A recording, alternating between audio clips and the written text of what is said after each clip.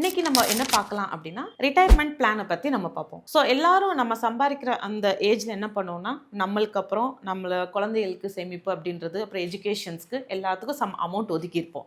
ஆனால் ரிட்டையர்மெண்ட்க்கு அப்புறம் தனிப்பட்ட முறையில் அமௌண்ட் நம்ம எதுவும் ஒதுக்கி வைக்க மாட்டோம் இல்லையா?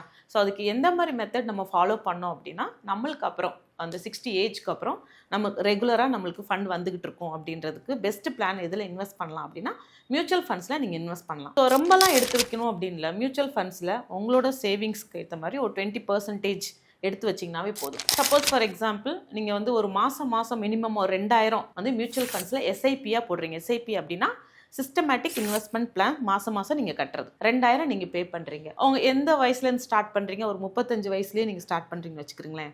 அப்போது ஒரு 25 வருஷத்துக்கு நீங்கள் 2000 மாதிரி நீங்கள் வந்து பே பண்ணுறீங்க. ஒரு 25 வருஷத்துக்கு நீங்கள் பே பண்ணுறீங்க.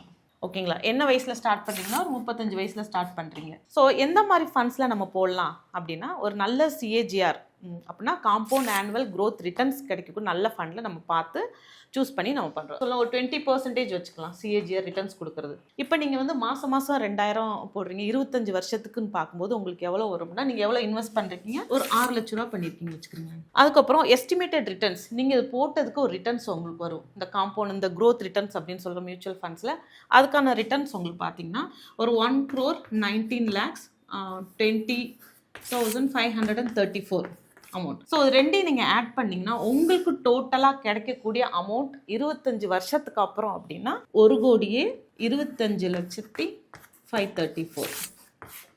ஸோ நீங்கள் இன்வெஸ்ட் பண்ண அமௌண்ட் வெறும் 6 லட்ச ரூபா தான். ஆனால் 25 வருஷத்துக்கு அப்புறம் உங்களுக்கு கிடைக்கக்கூடிய அமௌண்ட் 1,25,00,000 கிடைக்குது.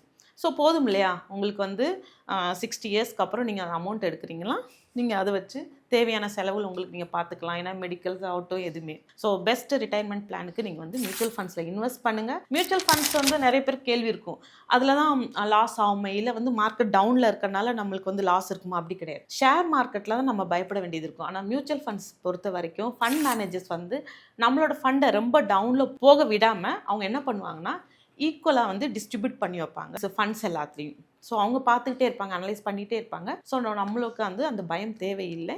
ஆண்ட்ராய்ட்ஸ் ரெகுலேட்டட் தான்.